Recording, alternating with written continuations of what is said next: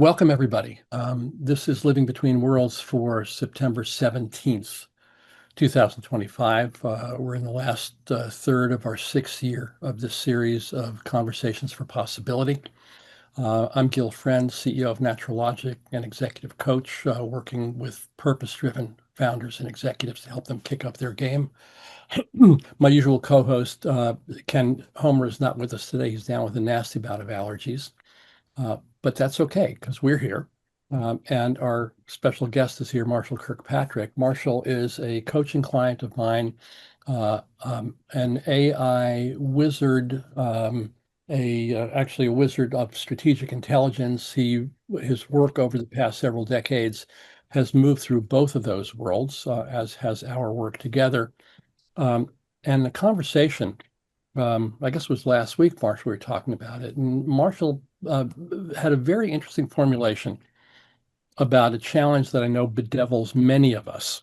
And that's going to be one part of our conversation today. And the strategic intelligence piece and the AI piece may be another part of it.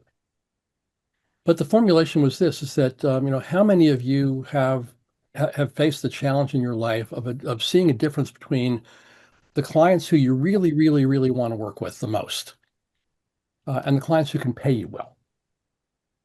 Anybody ever have that conflict? Yeah, I see. You're singing my song in three-part harmony there, Yeah, Gil. there you go. So I figured it's more than one or two. And so Marshall said something about that. None of Marshall, I don't know if you remember your words, but if you can, tell us what you said, because it was provocative for me, and I thought was a good seed for our conversation here. Sure. Yeah. Thanks, Gil. I want to first just say thank you for having me here, Yeah. and thank you to everyone for joining us and for allowing me into this space. It's an honor, and I'm excited to get to meet some of you here and to have some conversation. And Gil, big thanks for the invitation and for all of your support. So the comment that I think provoked Gil to ask me to come here was inspired in part by having just gone to see a women's volleyball game at the University of Oregon, which was just an amazing show of athleticism and these incredible young women from all around the world who had come to play this sport that I almost never watch. But the strategy of it all and the it was just, and the athleticism was so inspiring to me that the next day I got to thinking about the X's and O's of a football coaches board, or the volleyball strategy, where the young women would hold their shirts out in front of them so that they could hide their fingers behind to signal play two, play three, play four. And I thought that same kind of rigor of strategic thinking is something that I often try to bring to a lot of different parts of my life. But in this weird time of growing authoritarianism, uh, amazing, inspiring emergence at the same time, uh, how might I engage with consulting clients, with collaborators, with the dominant paradigm and the dominant culture, in a way that sort of decomposes things a little and thinks of it in sports-like terms.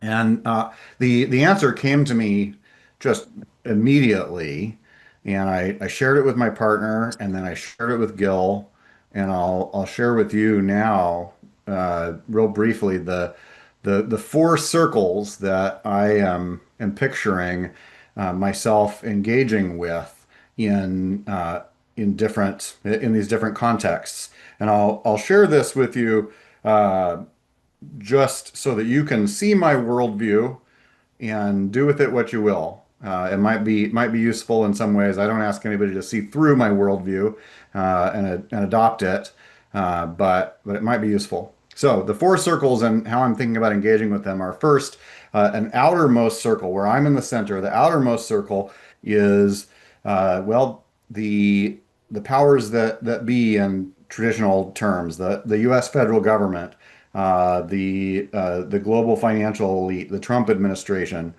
uh, and that is an area that I have historically engaged directly. I have been pretty confrontational, from being a young person at the Seattle WTO protests, both organizing and doing media afterwards for the anarchist contingent at those protests, to later being a data journalist and uncovering some of the first data analysis, demonstrating, shock of all shocks, that Donald Trump engaged with white supremacists extensively online, in some analysis that I did that got picked up by Fortune magazine, The Nation, Mother Jones, and some others. But I don't want at this point to be attacking head on right now. I'm coming up on 49 years old. I've got a lot of different plays that I'm running right now, and I want to outright avoid myself that outer circle of power. I don't want to confront them directly. I think that would be a strategically poor move. Now, just inside of that circle, there's a third circle of sort of mainstream America, the mainstream corporate world, that purports to be apolitical, just wants to stay out of it. I come from I've spent a lot of the last 20 years in the technology industry, and have made my living engaging in that space over the past 20 years a lot. And my current thinking is that I want to continue engaging with that circle as needed, in a way wherein I support my clients' business objectives in exchange for getting access to resources and skills. I can continue to learn from the technology industry, et cetera. But inside of that third circle, there is sort of a middle tier that I personally don't feel extremely aligned with, but I hang out with sometimes, perhaps Democratic Party aligned folks who are primarily concerned with the defense of due process and democracy, and cool. I relate to that middle tier as a place where I can also engage as opportunities arise. I can share resources and skills, and when I meet people who are have that kind of sensibility and proclivities, I can refer them to my favorite people in that tier. So, for example, the communications consultant Anat Shenker-Rosario comes to mind, who's a real high-impact Democratic Party aligned progressive communications consultant that has Zoom calls with like 500 people, and Adam Schiff and heads of the AFL-CIO. And if you just incredible competence on her team and their study groups and their history, and oh, it's amazing. I don't feel absolutely politically aligned with her, but I refer people to her regularly on her Words to Win By podcast. She's a student of studied with George Lakoff, and just an amazingly inspiring person. And so I want to refer people to my favorite folks in that circle, and then where possible, I want to share with the people in that circle some exposure to my innermost circle of the people that I feel most politically and spiritually aligned with. And right now, for example, a few of those people include a major collaborator that I have in a group called Regenerative, that I've just joined as the global ecosystems director, doing biz dev essentially for a global consulting firm spun out of Project Drawdown. If you're familiar with Project Drawdown's meta study of the top 100 solutions to global warming, the research team that led that research now has started this group called Regenerative, that is very much at the intersection of indigenous knowledge and science, spirituality, and science, and Western science, in all to add up to thought leadership in regenerative transformation. And And excuse me, are we still in the middle tier or have we moved into no, we're right at the heart of it, right there. I feel deeply aligned with that inner circle of folks, and I've got some other collaborators.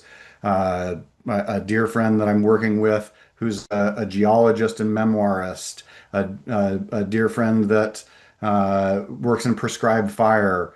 My partner does intuitive art and writing facilitation in groups, and and all of those folks in that innermost circle, I want to bring and flow resources and skills into, and where possible, co-create resources with.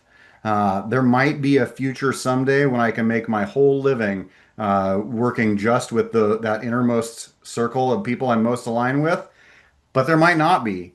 And so it may be a dance perpetually of relating to all four of those circles in a dynamic kind of way. I'm sure it will be. Mhm. And that's my current orientation, and it's helpful for me to think about it in those terms. Yeah. And I suspect that, even if you could make all your living from that innermost circle, you might still want to interact with some of the others for strategic reasons. So let me just recap for a second and then ask you a question. So we've got the circle of the dominant state and capitalist global economy power.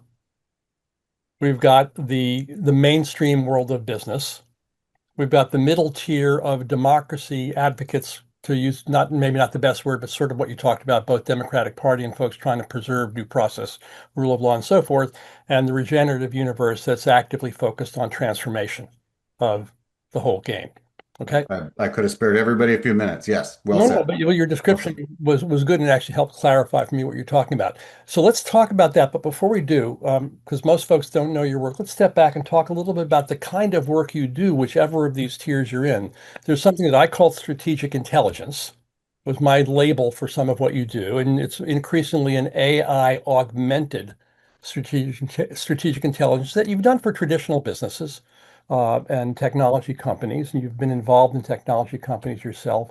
And now you're doing this with Regen Intel and others. So talk a bit, introduce people to your perspective on what strategic intelligence is, why it's important, how you do it, what value it generates. Sure. Yeah.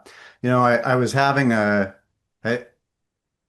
I asked both Claude and ChatGPT last week, based on what you know about me, and they both know a lot about me, how would you characterize my worldview and paradigm? And they said both roughly that I bring a real focus on structured thinking combined with a commitment to social justice. And the form that that's taken professionally over the last 20 plus years has been um, in the technology startup space and data journalism world. So if anyone's familiar with the website TechCrunch, for example, I was the first writer hired at TechCrunch, which went on to become the primary Silicon Valley tech startup blog over the years. And I ran a couple of different editorial organizations, then productized some of my strategies and thinking, sold my own startup to a larger company that I then ran analyst relations and competitive intelligence for through its IPO, and then worked in venture capital for a few years.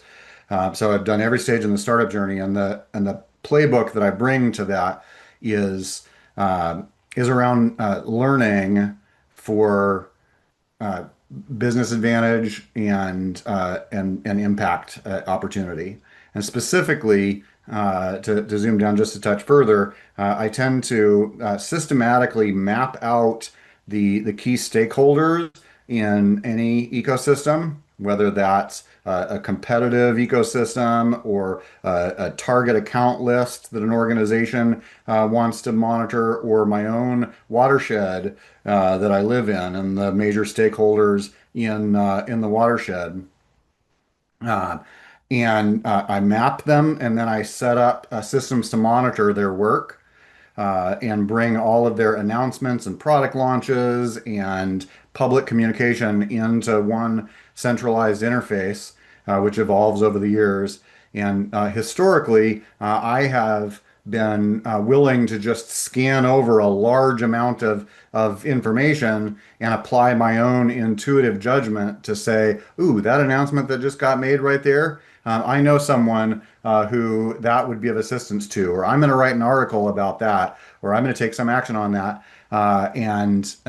But now, especially thanks to the rapid advancements in AI, other people's reticence to do to scan through and look for very weak signals in a very large amount of noise is something that we can get AI support in. So I built systems that allow organizations I work with to articulate their current priorities and then have an AI apply that set of priorities as a filter to say, okay, there's 1,000 things you could read today, but here are the two or three that are most relevant to really what you're working on right now.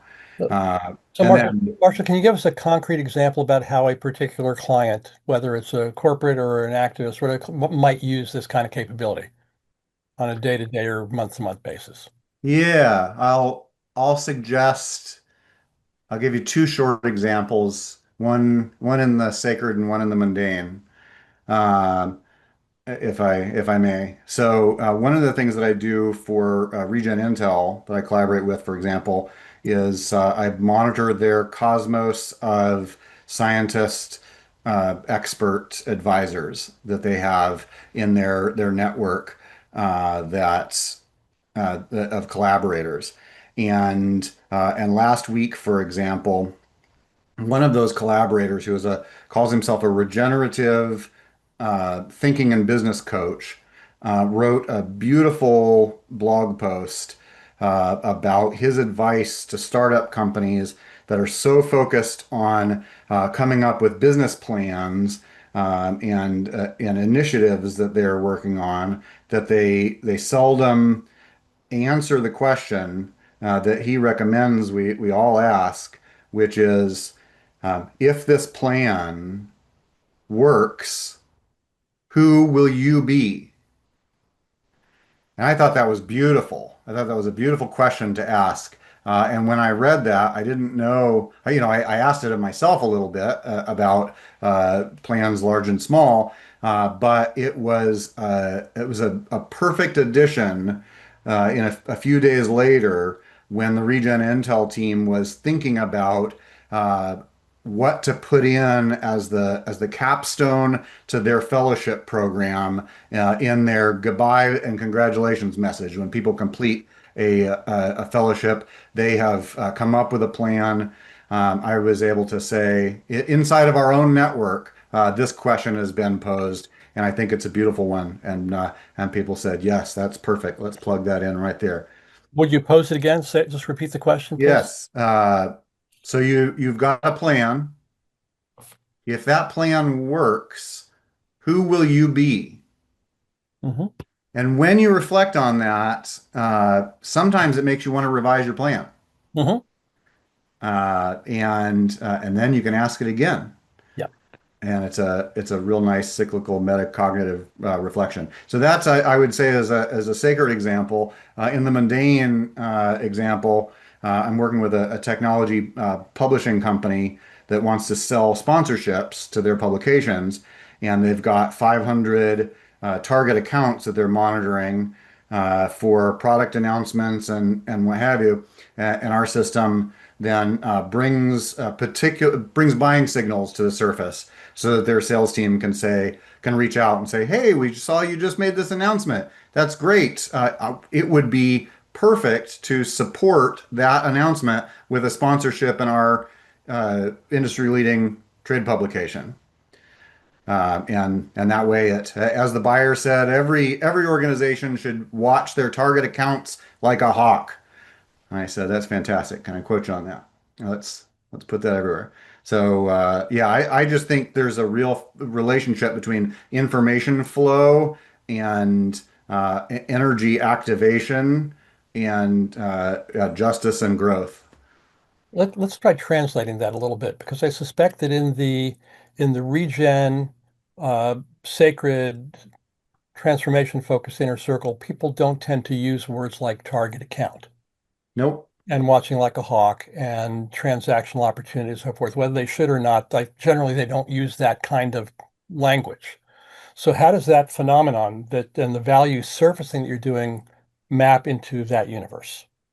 Well, it still needs to be economically viable, right? And so that's part of the role that I'm playing is that I'm being brought in to have some business sensibility.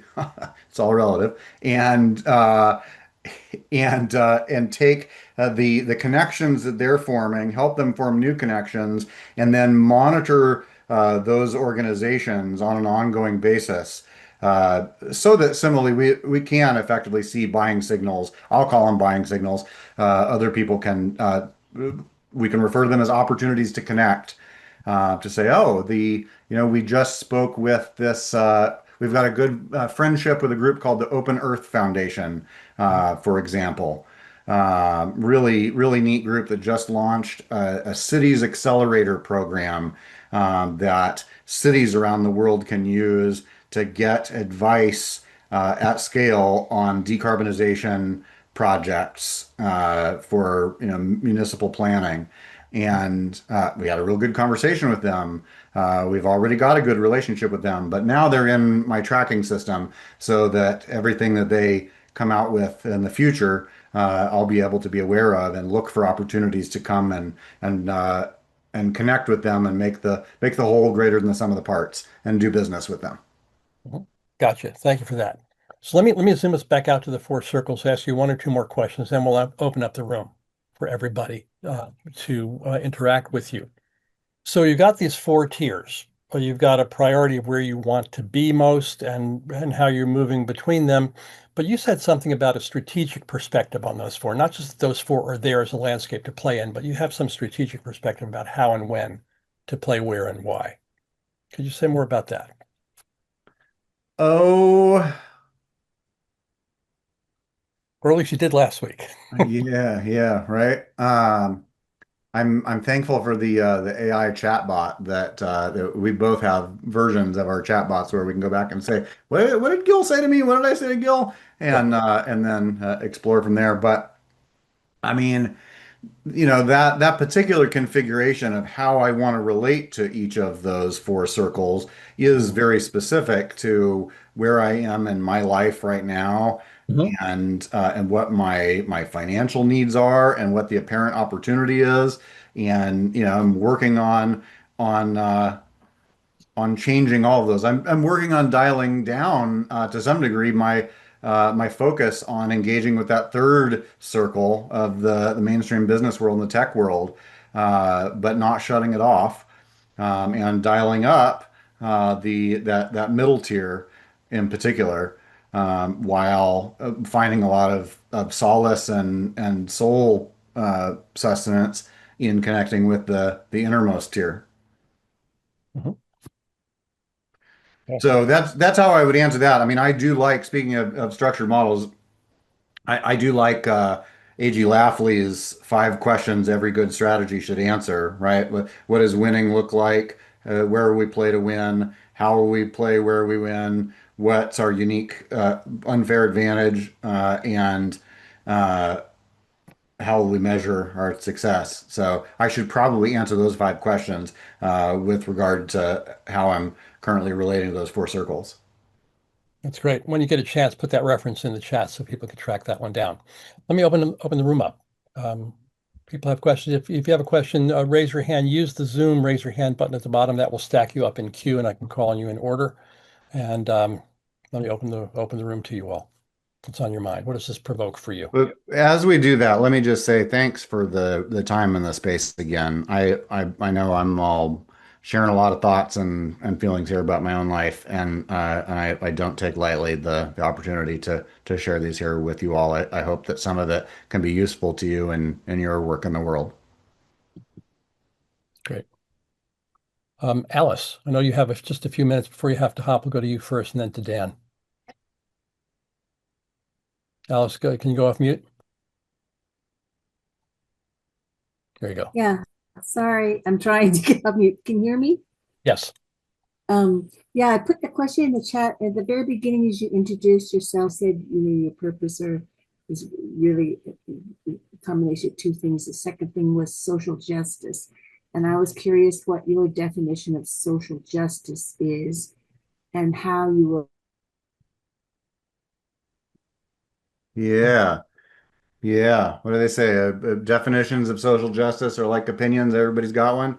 Uh, but for me, I'm particularly attuned, I think, to probably a pretty long list of justice issues and power dynamics.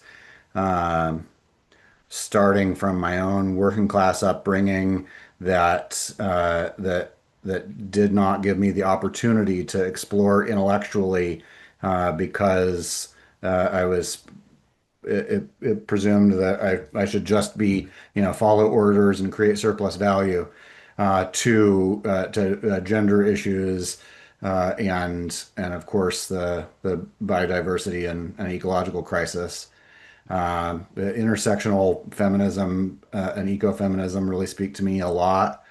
Um, and I try to support those, flow energy in that direction in lots of different ways. Everything from skill sharing to sharing financial resources to emotional engagement with a wide variety of groups. In particular, over the last 20 years, while working in the tech industry, I've done a lot of climate stuff on the side with groups like Cultural Survival, the 50-year-old Indigenous Land and Language Rights Organization, the United Nations uh, Resilience Frontiers project that looks for tiny projects that, if scaled, could dramatically transform humanity's relationship with the Earth, and groups like that, Extinction Rebellion, um, etc. I'm sorry, my internet just cut out and literally I missed the first 60 seconds of your answer of your definition. Alex, Oh, I said, you'll get it on the recording. Okay, thank you. We'll post that soon. And thank you for weighing in. Thank you. Appreciate you being here, Dan. Hey, Marshall. I thought everybody thought in terms of concentric circles, but I realized that it's No, an organizing. Dan, they're the people who think in terms of concentric circles and the people who think in terms of Venn diagrams. Oh, okay. Yeah. I Okay. kind of think in terms of circles with crosses in the middle, kind of like, the power wheel. Yeah. And lately I've added a bunch of, put them all in because I come from an integral practice tradition. And so there's another circle that has to do with, how much money do you manage on a daily basis? So nano, micro, meso, macro, and super macro economics, going from tens of thousands to, billions and trillions. That's in the circle. But then there's also, as we've evolved towards regenerative development, um, I'm fond of Mark Anielski's model of genuine, what he calls genuine wealth, and he divided the triple bottom line into, the people part into humans and society, and the planet part into built and natural, and in the center you still have capital. So you have the capital, those five asset classes, and I realize that every day I'm walking through all five, generally, whether I go on a walk in nature or whether I'm concerned about what kind of house I'm going to live in, and then my human relationships with my wife and family. And so to me, it's the connection of all of those circles. But one of the big things when you were talking using business model language, because I was a business analyst for the environmental industry 40 years ago with Environmental Business Journal, and taught biology and chemistry and did molecular biology research. So I have a science-oriented brain, not a programming brain, except for how databases are structured. But my big question for you is, in the regenerative environment, is how do you view what I'm now calling, and a lot of other people, I'm adopting the term extractive capitalism from regenerative capitalism.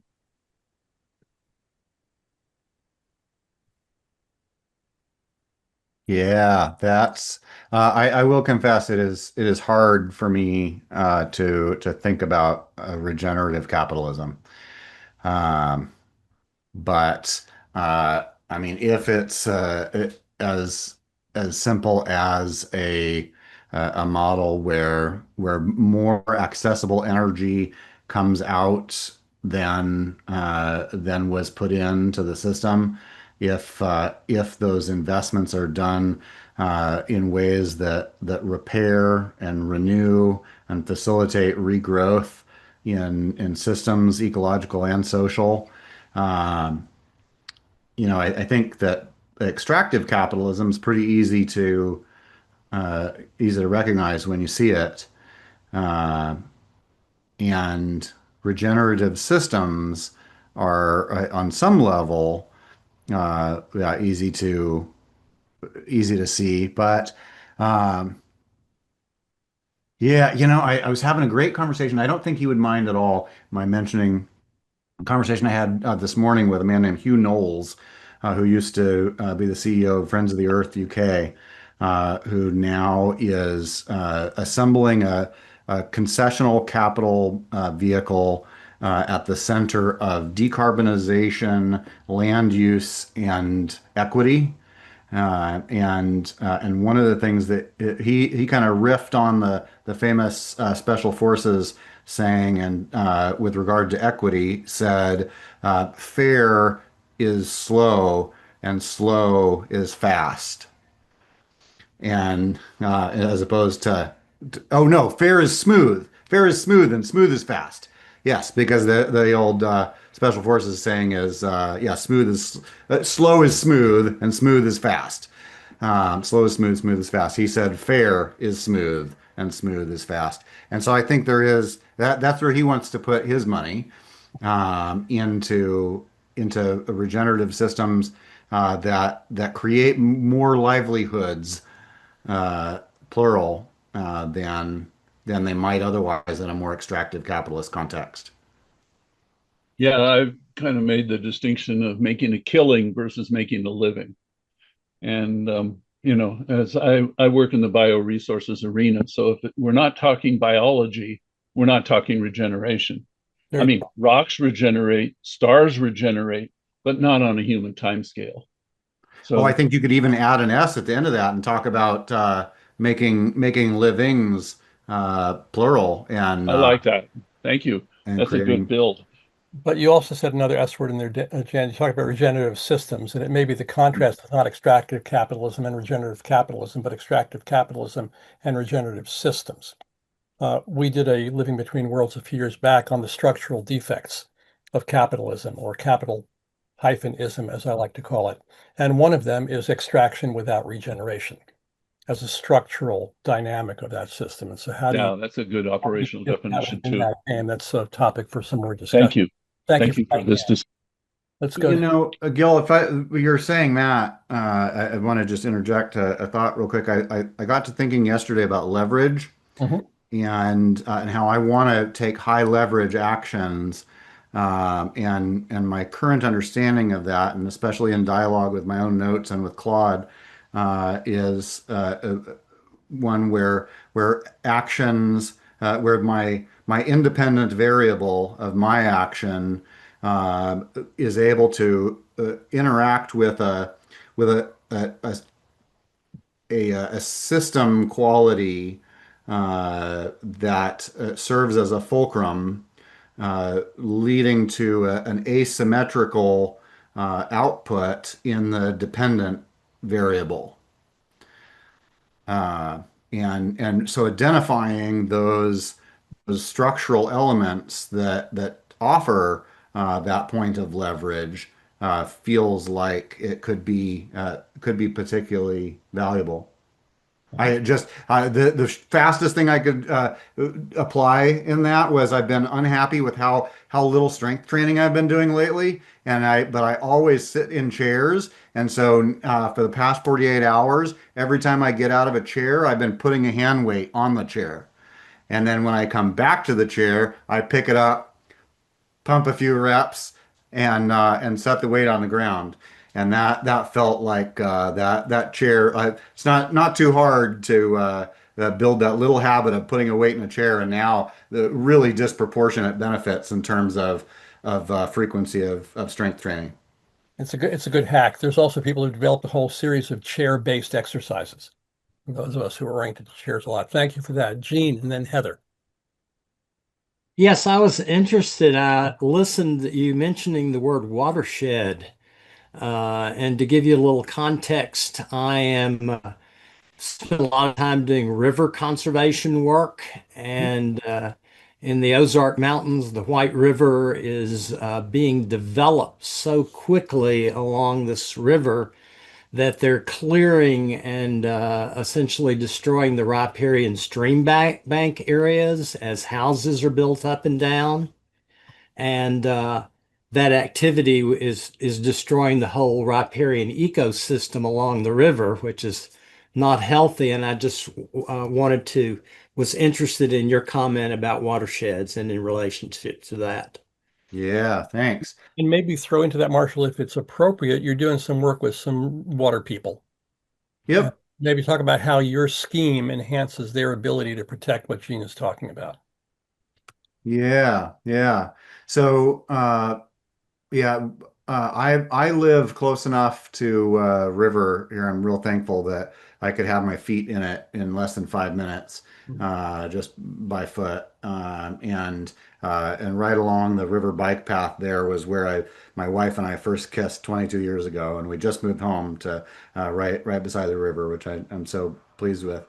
But I am working with some folks here in Oregon who are supporting watershed councils, taking steps to preserve watersheds and develop them in positive ways. I'm real sympathetic to the indigenous perspective that says we've got some software challenges inside of us, but if fixed, we could return to a place where the earth needs humans, where humans are a keystone species, and not a case of what do they call a form of conservation that fences out humans. Um, and so one of the things that I'm working on there is enabling stakeholders to listen to each other, and in particular leadership in the watershed councils to listen to the work that the different stakeholders are having publicly with their own constituents downstream, so that the watershed leaders can be aware of the changing dynamic landscape and look for opportunities to support stakeholders in their projects. Whether that's a river cleanup or changes in the utility provider and the way they're relating to the river. Wherever it's largely through, I think, supporting other people's projects that we then cultivate their support of our own. So how does your technology game help them do that? Oh, it helps people be aware of what's going on in the ecosystem there. I find that wherever I go, pretty consistently, if I have where I have a system set up to automatically monitor what people and organizations are doing, and I pay attention to that system, I generally know about stuff way before anybody else does, and am able to come and bring that into the group, so that we can respond promptly to what other organizations are doing. That otherwise we would have the very expensive reactive or just opportunities or missed opportunities entirely, because we didn't hear about that announcement from one party or another. So Marshall, is this like word of mouth and gossip and conversations at the general store, but systematized? Or is it something Um, else? maybe it might be yeah, the news that the storekeeper uh hears and helps connect yeah, one farmer and another, the asks and offers, in the community that otherwise, yeah, would all be trafficked through the neighborhood store. Yeah, I don't know if that's too, but too abstract. The other thing that does come to my mind that I'd be real curious what folks here how and it feels real relevant to these four circles. Um, Big meta study of regenerative models, 200 papers looking at regenerative agriculture, tourism, all kinds of different fields, finds that like 65% of discussions of regenerativity include discussions of internal transformation, of values changes, as an essential part of creating more regenerative models.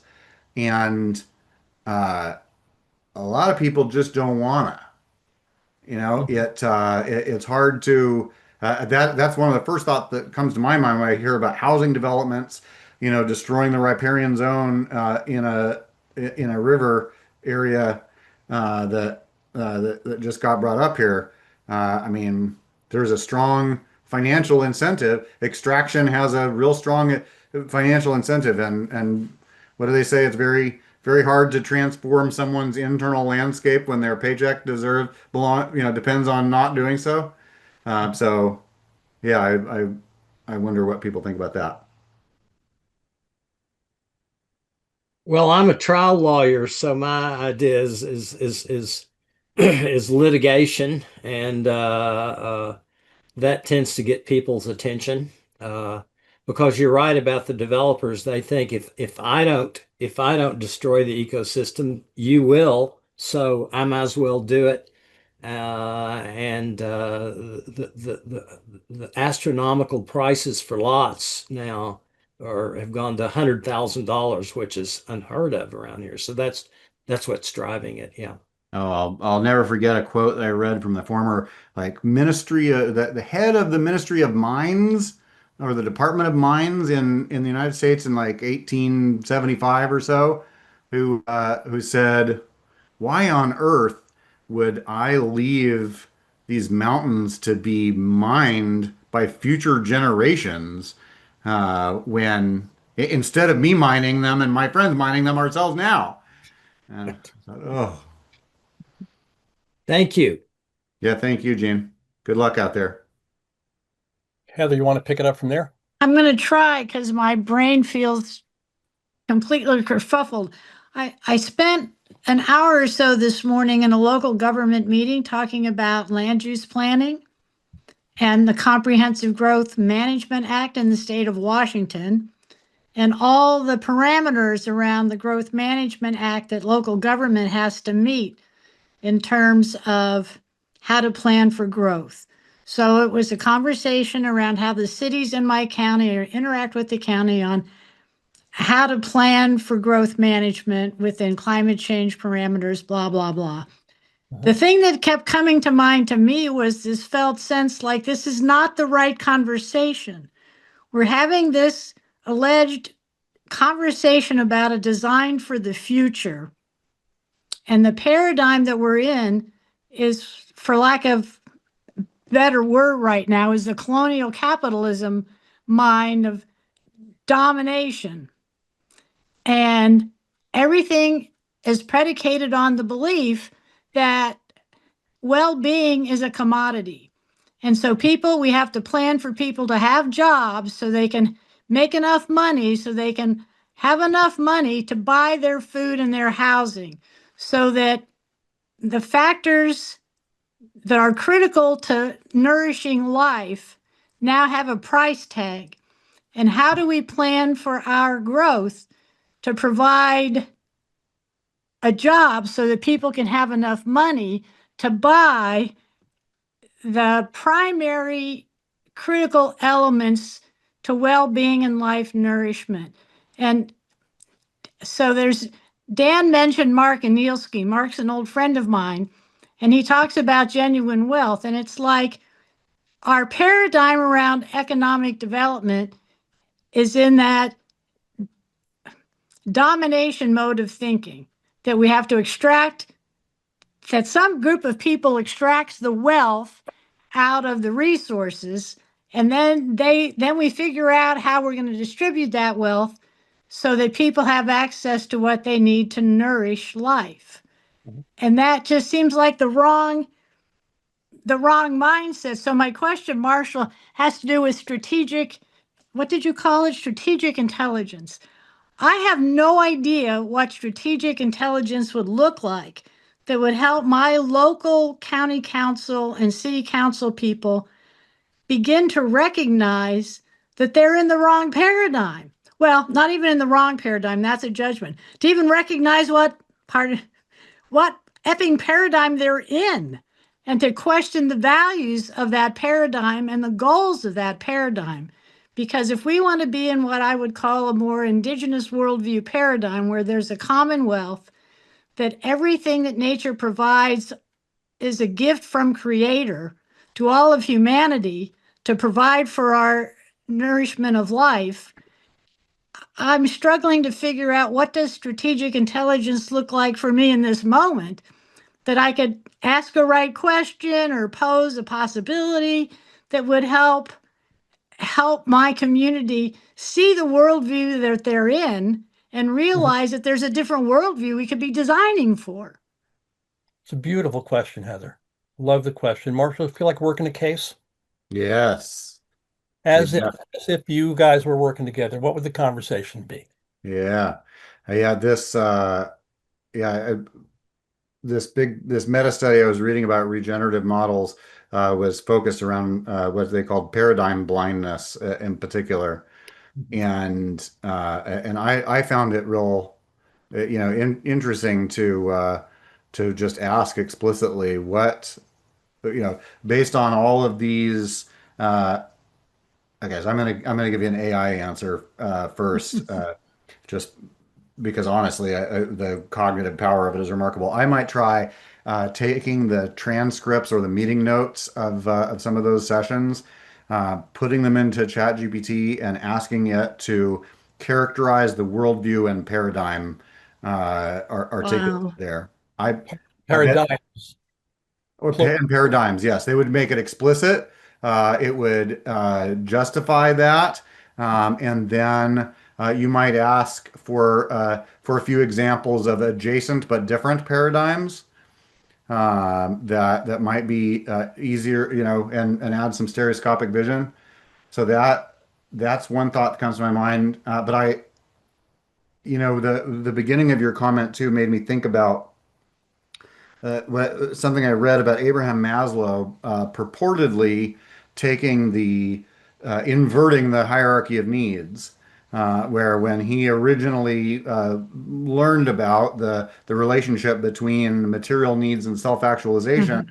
it was from an indigenous culture that said you've got to start with self-actualization, and once self-actualization is secure, then that allows for the flourishing Interesting. that will take care of the material needs. And he said, no, no, no, my Western peers will never accept that. I really like these concepts, but we're going to need to flip them around and say it's got to start with material needs, and then self-actualization comes out. And people have been bonking us with that stick for 80 years or whatever, or 60 years, since then. But I think there's really something powerful to uh, leading with self-actualization, and I think that has to happen through experience. Probably has to happen through the 12 Burma shave signs along the highway, not no single one convince people of things. Here in Oregon, there's a group of environmental organizations that have been taking people up in airplanes to fly over the forests, to share with them the importance of the roadless rule that the federal government wants to eliminate, and that kind of facilitated experience, perhaps leading people to their own realizations. It feels like a potentially powerful ingredient as well. But I'd love to Like, talk with you more about that because that's Let's please do that, because whatever strategic intelligence would look like in this moment for me, I'm blind to it. I haven't found the right lever. I can't say the right words to get people to go, oh, Yeah, yeah. You know, I do think I think social proof and examples go a long way. And I forgot I was going to mention when you began with that question, a model that the National Congress of American Indians used to contest um, racist mascots. Hmm. And I just think it's the coolest model. I mean, they used Google Alerts to look for places around the United States where city councils or universities were debating mascots. And then they had an information packet that they had put together that like made the case really well on a national level, and they would send that out to people, relevant stakeholders in the debate, and say, here's some background information, the best we can compile to inform your discussion there. We'd like to offer you some expert testimony if you'd like to have anyone come and speak at one of the hearings about this. And we're going to add you to our email list and email you every 2 weeks with a new update on this debate that you're having in a national context and all the other places that it's being debated. And so I do wonder if you can find examples and show where other people are doing things like rights of nature movements, for example. Uh, yeah, offering a stream of examples of different ways that other people in other places are engaging with some of these issues may help move the thinking of people otherwise buried in paradigm blindness. So, Marshall, just quickly, then I'll stop. I'm visually impaired, but I'm going to try to put my email address in the chat that you might connect me that way. I can connect you both otherwise if that doesn't All work. right. Would you do that, please, Gil? Because I can't I see. will. I All will. right. Let me just draw a couple of notes out of what was just said, and then Kevin, I'll go to you. I'm glad to see you here too. There's a couple of things I heard here. One is that the sending of the packet to the city council is a wonderful example of the right information delivered to the right people at the right time. And the right time was surfaced by the strategic intelligence scan that said, these guys are doing this topic at this time. Let's get something to them. So different than doing a blanket mailing to all the city councils in the state Yeah. or something like that. So there's that.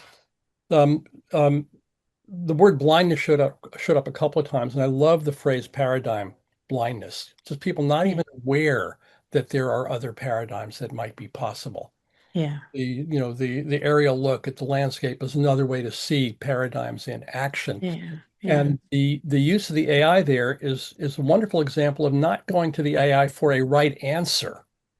It's not an oracle that will give you truth, but it's an augmentation of helping us see a pattern in a conversation. Yeah. It might Yeah. be hard to pull out otherwise. But then And translating. another layer of conversation that goes from there. So it's an interaction. Thank you. Yeah.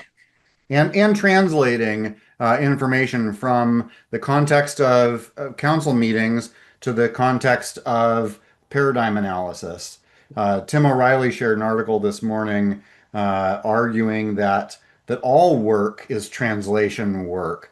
From one context to another, from one peer to another, from one committee to another, from a customer, whatever. And so AI's translation of information from one context to another is in some ways just another day at work. Very good. And the other blindness I wanted to note here is, I think you hinted at it, Marshall, is possibility blindness. Is, Oh, something yeah. possible until you've seen it actually happening. If it exists, it's no longer impossible. Right. It's been Right. part of theory of change for me. Heather, you know this going all the way back to Institute for Local Self-Reliance. I just wrote a remembrance of David Morris, my co-founder, who passed recently. And that was part of the MO of the Institute, is if we can show something that works and share that with people, then the conversation shifts. It's no longer that it can't be done. It's, does it work for me? Yeah, Something I want absolutely. to do now. It's a Yeah. priority, but it just Yeah. changes the entire story if you can pop the possibility blindness. Yeah. So thank you. Yeah. Let me move on to Kevin and then to Brent. And let me remind people, raise your hands if you'd like to speak. You may, I see a lot of you have your cameras off. You might need to have cameras on to pop into the queue. So let us see your happy faces. Kevin, welcome. Great. Thank you, Gil. How are you? Good to see you. I'm doing well. Glad you're here. A great group. So my background is as a professional planner. So I've been involved in writing federal, state, and local legislation around land use planning. I also worked with Bob Freilich, who tried the Ramapo case before the U.S. Supreme Court on growth management. So back in the early 90s. So one is when you talk about strategic planning, I also was a city manager, county manager, community development director. And I used to tour the United States talking about NEPA. I'm one of the top local government NEPA experts in the United States. So NEPA, as most of you probably know, is 7 pages. And pursuant to NEPA, there have been billions of pages of local, state, and federal things. Kevin, if I could interrupt for a second, I hate to cut you off, but I know how much you know about how many things you know about. And I just want to actually be mindful of the time, so there's room for other people to speak. Yeah. We have So, left. So my point is, so one of the things that I did back in the 90s, comprehensive plans by their nature, as soon as they're printed, become outdated. Sure. And so from a process perspective, back in the early 90s, I created an automated comprehensive plan. And so you're integrating data, and this is the advantage of AI now. So data is online real time. So if you create a plan that is online real time, then your decisions, whether it's the city council, county council, planning commission, whatever it may be, those decisions are online real time versus decisions made based on a plan that is never current. So that's a framework that nobody has really adopted. So whether it's Oregon, Washington, California, whatever, in order to make more effective, efficient, and equitable decisions, we need to make more real-time decisions. So that's something I'm a believer in, creating that framework and then rolling that framework out. Now, as you all know, there is no really good federal framework for decision making or comprehensive planning. So the local comprehensive plan under the state enabling legislation has not been something that the federal government has done. So integrating local plans and the regional plans and the state plans, multi-state plans and federal plans would help us be more effective and efficient in the way we provide services. So there's a framework. I am moving to Oregon, Marshall, so I'm interested about that. I created the Western States chapter of the APA. So automated comp plans would be a very valuable tool. Yeah. In that plan, I incorporated a couple elements that I haven't seen done. One is a NEPA element. So that ties the local plan back to climate change, if you will. And the other is an emergency management element. Right? So there's certain things I think we can do as professionals to change the framework, which changes the paradigm and the mindset. Wow. So I hear you proposing a project, Kevin. Yes. Sign me up. Okay. Right. Good. We should somehow, I don't know, we've never done this. We should probably keep track of how many projects and initiatives come out of these calls. Yes. I'll pick this on the list. Kevin, thanks so much, and welcome. Yeah.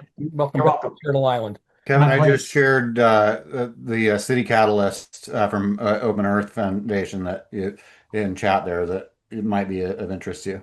Great. Thank you. Thanks. Brent Eubanks, you're up.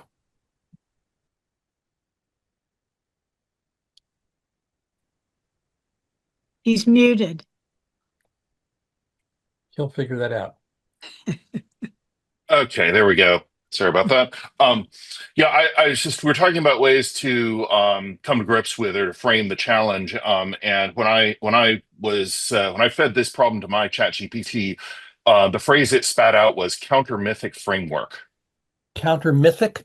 Counter mythic, in that we are trapped in a myth of infinite material abundance and an absence of ecological consequences, among other things.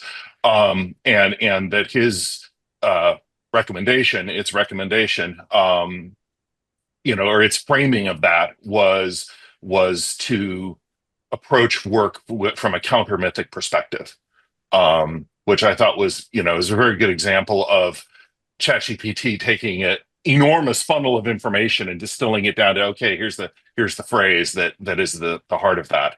Wow. So Nice. just wanted to share that. I've got the whole essay. It produced a whole essay about about this if anyone's interested. If you He did a pretty good job. If you'd like to put the link in the chat, that would be great. Otherwise, I can share it out in the email that follows the call. I can give a link to something if you want to do that.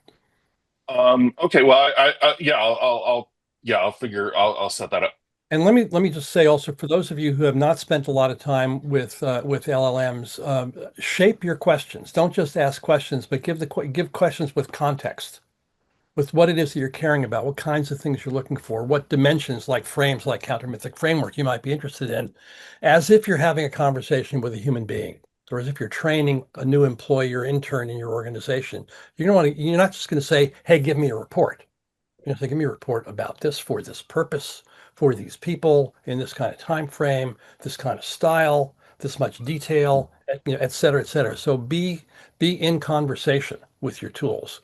These are not artificial intelligence. Jane Bird likes to call them simulated intelligence. Marshall and I like to call them augmented intelligence. I think of if mine, you're using them right, then that's what they are. Yeah, I think of mine as an exoskeleton. Lets me leap tall to a single. So Anthropic, the makers of Claude, just came out with a new geographic report on usage and adoption around the world this week.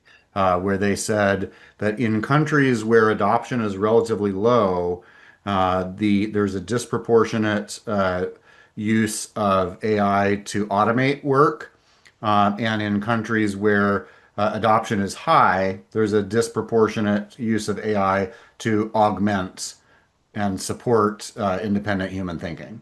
And I think that's real cool. Yeah, and comes from knowledge sharing. I'll tell you, my newest hack along those lines has been to dialogue and create a button I've got in my browser now that says whatever page I'm on, grab the news article or the contents of this page and rewrite it in case study format with an executive summary at the top, and it's just delightfully digestible in that format. So I sit and push that button all day.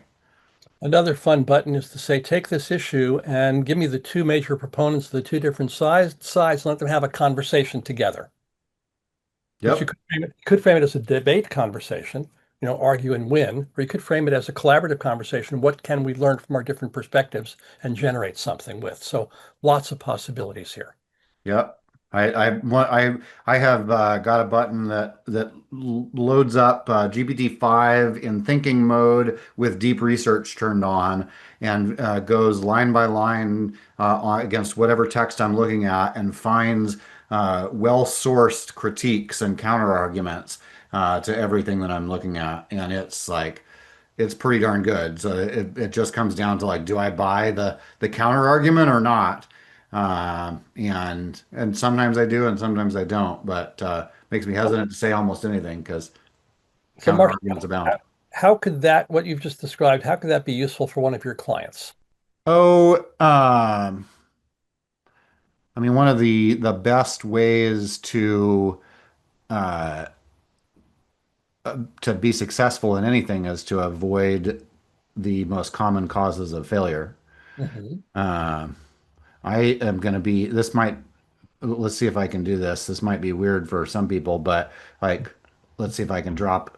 Yeah, right there. Those of you who feel comfortable with this, I just dropped the text in chat of the JavaScript bookmarklet. And if you copy that into your clipboard, bookmark any page or edit a bookmark you've got in your browser toolbar and make that text the location of the bookmark, it will perform that function each time you push the button. Cool. It'll open up a ChatGPT window with this prepended call for critique added to your clipboard, and then you just hit paste, enter, and you'll get your counter arguments. Wild. Thank you. Very generous of you. George Mokray. In the chat, I put out the idea that strict binaries are a symptom of an addictive system. As I spent a about some time in the last few months reading over Ann Wilson Schaef's work again. And so let me ask you, Gil, you asked ChatGPT to do two, the pro and the anti. Figure of speech might be 3, 4, might be a gang. Aha. Sure, Aha. sure. Play. Try Yeah. it different ways.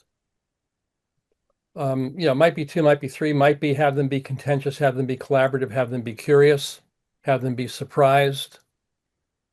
You're a playwright. Good. I just wanted to make that explicit, that we have to go beyond the yes and no into maybe perhaps not yes, not no, neither, both, don't understand at all, and none of the above. Buddhist logic. Yes, exactly. George Mokray would teach us. I wrote something years ago that basically, I think the headline was something like, there are never only two choices. So I just put in chat there my saved prompt to generate synthetic personas to reflect on any question. And if anyone wants to, you can grab that text. I have it saved in a Google Doc myself. And then I just go into the blank part where the question is, and I type out my question.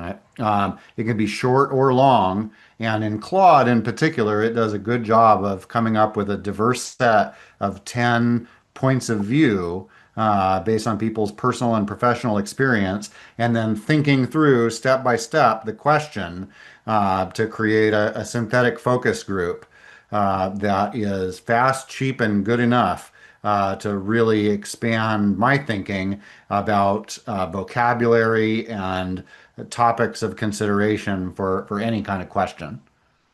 And this is not a quest for the right answer. This is a quest for building the user's own perception, strength, and resources. I think about this like the folks training for the high jump in the Olympics. They put lead weights on their ankles. They do high jumps with lead weights on their ankles, and then they take the weights off and they jump 6 inches or a foot higher. This builds our capacity to think creatively, wisely, deeply, synthetically. So good stuff. Other questions or thoughts here? I can only see 16 of you. That's probably half of who's here.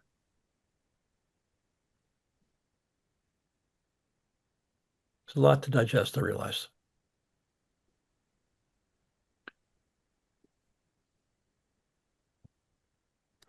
Daniel, you should be able to save the chat with 3 buttons on the top or bottom of your screen, but that's probably true only if you're on a laptop, not on a portable device. And just a reminder to people, I didn't do the housekeeping at the start of the call. We'll send out the recording of the call sometime within the next week. We're not going to send out the chat, so if you want to chat, either save it or negotiate with somebody who is saving it. Heather, back to you. I know we're getting close on time. I just want to say, give big thank you to everybody who's here today, and enormous gratitude to Gil for bringing us together. I find these monthly calls life nourishing for me personally, and for that, I just say thank you. Thanks for saying that, Heather. Much appreciated. It's a joy for me to have these conversations with all of you, not just by myself in my closet. So thanks. As I said, we're closing in on the end of the 6th year of these. We've got some interesting stuff queued up. Some of you may have seen that in the mailings. Next month, we'll be broadcasting live from the Sustainable Brands Conference in San Diego, which crosses some of the circles that Marshall talked about at the beginning of the call. So I don't know who we'll be talking with then, but that'll be there. November, we're going to be joined by Elizabeth Doty, formerly of the Herb Business School at University of Michigan, who's doing work on corporate political responsibility, not as opposed to corporate social responsibility. Very interesting brain on that human. December is TBD, open to suggestions if you'd like to offer any. And let me turn the floor and the mic back over to any of you who'd like to speak or ask.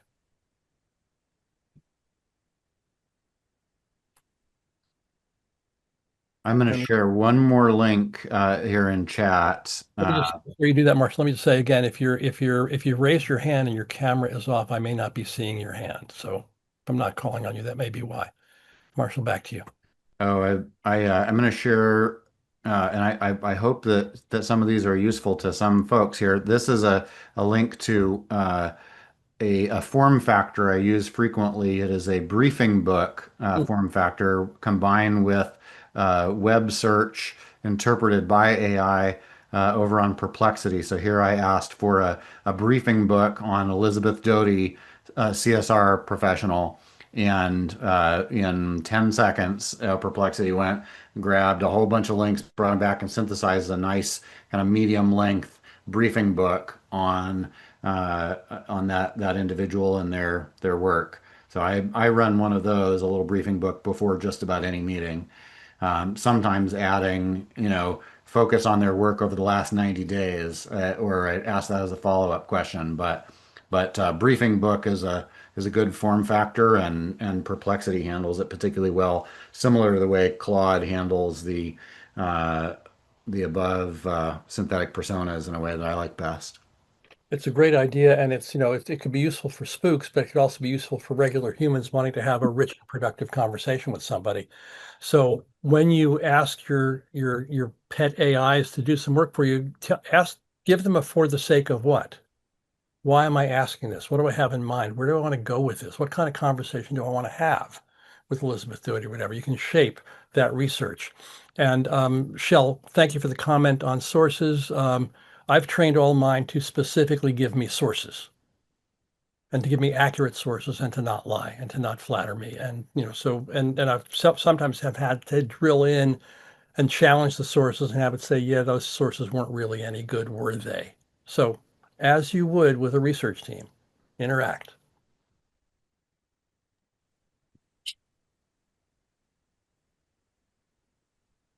Okay. Anybody else? Any takeaways for any of you from this? Does this offer you any next steps or next actions? Or ahas or paths you might want to wander down? Shell. Come off mute, please. It's really exciting to see people who really know what they're doing playing with these tools and using it, for example, to prep for a meeting or to target an audience that's ready to move. I think those are really good uses. They would be enormously time intensive to do on your own. And I know because I've done some of that. Yep. And I prefer not to let any AI tool give me the writing I'm going to use. They can give me a framework or a rough draft that I will play with, but I want it to be in my voice, number one. And number two, I think it's very easy to detect if you're even as sophisticated as I am, and I'm not so sophisticated with this, I can usually tell when something's AI generated. And I think people really it's going to get harder. It will get harder. I agree. It's already harder than it was. And like 2 years ago, it was like, oh, okay, yeah, this one again. I'm hating that game because apparently one of the cues that people are using is an overuse of M dashes, which I've always done in my own personal writing forever. So I'm me too. It's just such a useful punctuation mark. There was a great piece in the last few days. I think I posted it on my LinkedIn about a professor who's struggling with this question about what's the role of AIs in the classroom. And what he does is he takes an assignment and he puts the AI response up on the screen in front of the class and has students read and critique that as a way for them to learn what it is and what it isn't and how to use it and how not to use it. So it's a very forthright embracing of AI, but giving it a context that's different than, real or fake. Margaret, hi, welcome. Hey, thank you. I just wanted to say that as a beginner in this has been very inspiring to me, and I appreciate the links and some of the, but it tells me like the paradigm blindness you were talking about, or like where do I need to be hanging out that would open different possibilities is one of the questions that has been generated for me, because you guys are way over my head, but it was very exciting to hear the chatter. So I would say not so much over your head, Margaret. It's just new territory for you. That you Well, don't that's what I'm saying is it's, you guys are well advanced of where I am, but I took notes and look have. forward to the video and I, captured the links and I just wanted to say this has been exciting, it's Good. generating a lot of passion and ideas for me about what can I do differently. Glad to hear it. This reminds me, Margaret, of what you're familiar with of the Dreyfus skills ladder. To talk Mhm. about the stages of learning that people go through. And the first stage for all of us is beginner. Like not only don't I know how to do this, I don't even know what this is. I don't even know what words mean. I don't even know how to listen. And then Yeah. you start to get the framework, and you eventually become kind of an advanced beginner. You're still not very good at it, but you're kind of oriented to what's going on. It, moves through stages, and we are all of us at different levels in different things, in different places in our lives. And it's a wonderful, both for me, both an orienting tool and kind of a depressurizing tool of not worried about, well, I have to be somewhere where I'm not right now. It's, you start where you are and you learn. Yeah, no, I just want to say I'm grateful for the space of possibility that's opened in this. Wonderful. That's, Wonderful. Thank that's you. wonderful. If I can interject there, my method largely of discovering new things and along the lines of a lot of this is by finding people who are further down a path that I'm interested in going in. And one of the people that I have been really excited about for years now is a woman named Wendy Schultz, Mhm. who I'm going to put in a link to a YouTube video that she just shared with me the other day called Chaos Turtles All the Way Down. Something, something, something. Used to have a company that analyzed the most connected nodes in any network online on a particular subject. And The Atlantic wrote a story once titled "Where are the Women Futurists?" There's all these futurists being interviewed everywhere, but why are they all men? And so our company did an analysis of 150 women futurists online, and we found that the most connected node in that network, the woman futurist most followed by other women futurists, was this woman, Wendy Schultz, who's in Oxford. She's amazing. And We've become friends since then. But I just started following her on very closely on LinkedIn, like with the little bell, which is maybe overwhelming. But She is just an amazing conduit for all kinds of work around the world and a prolific resharer that I highly recommend. And that video is really fun. I'm going to put in her name. And then David Hodgson is another most connected node in the network of regenerativity, who is a major curator on LinkedIn.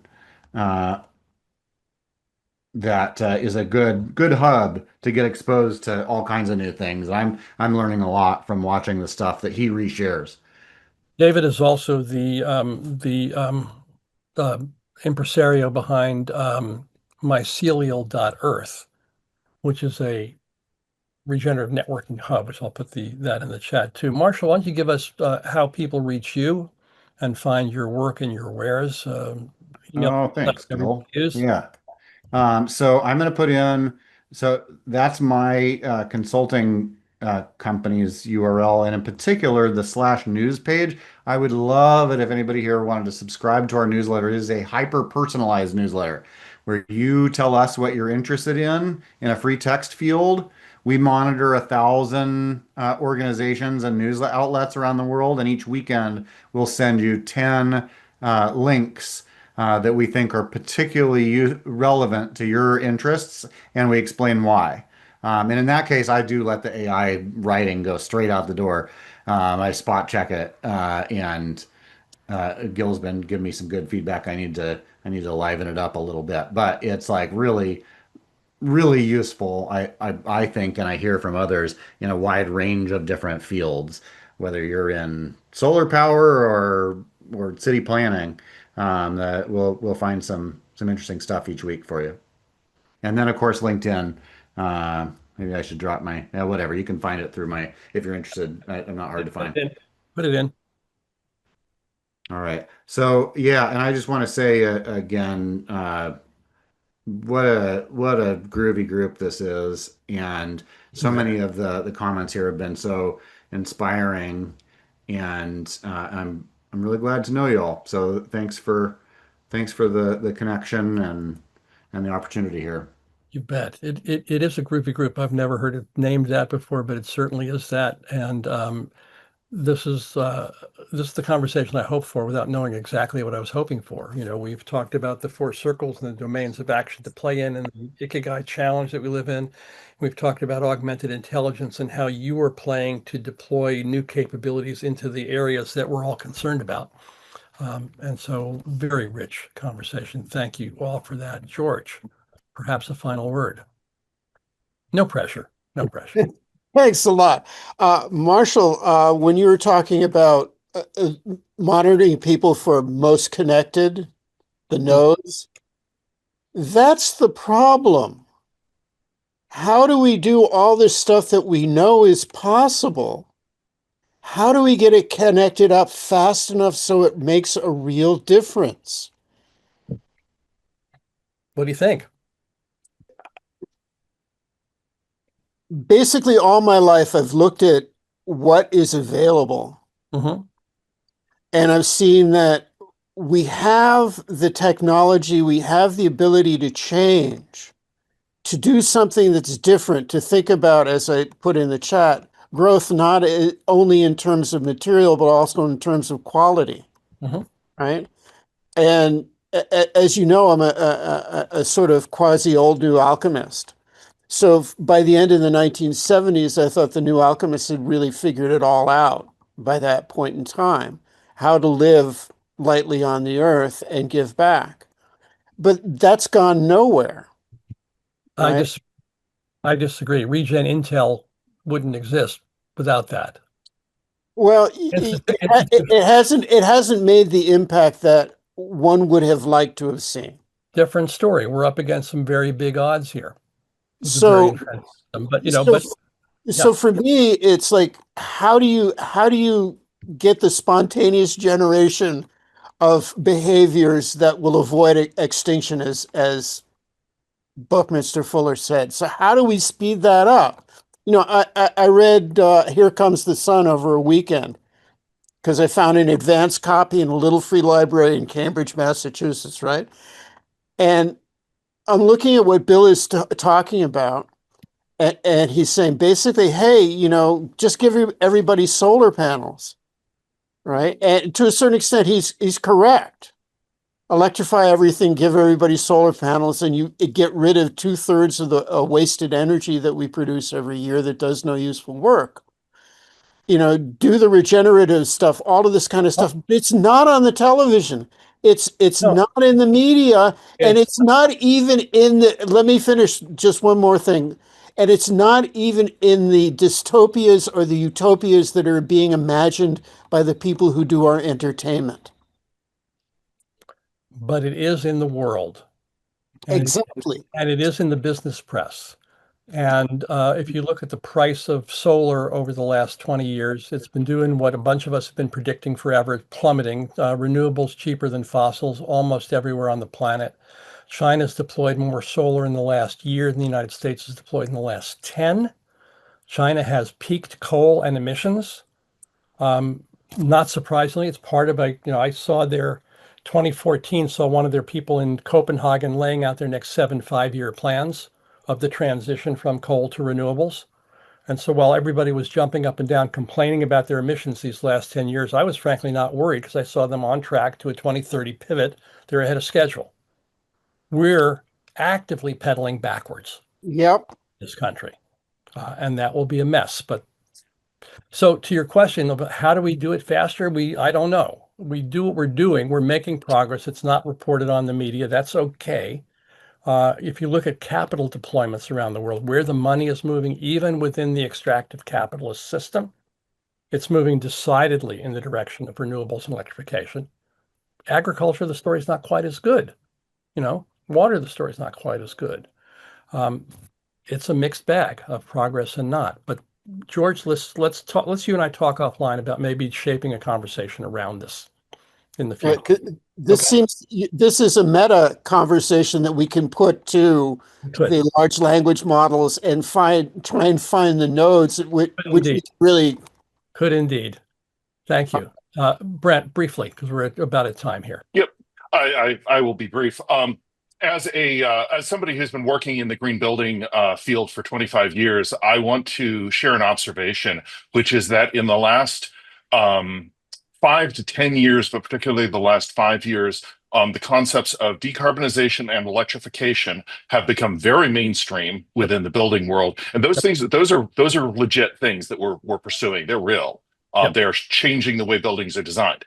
Also, in the same time frame, the concept of regeneration as a process design principle has gone from being something that only weirdo permaculturists talk about to something that gets talked about in the normal, in normal news and media circles. However, nobody knows what regeneration means, and so that transition, that shift of awareness, is very much in danger of being diluted into meaninglessness because people don't have the basic ecological literacy to know whether or not somebody talking about regeneration has any idea what they're talking about, basically.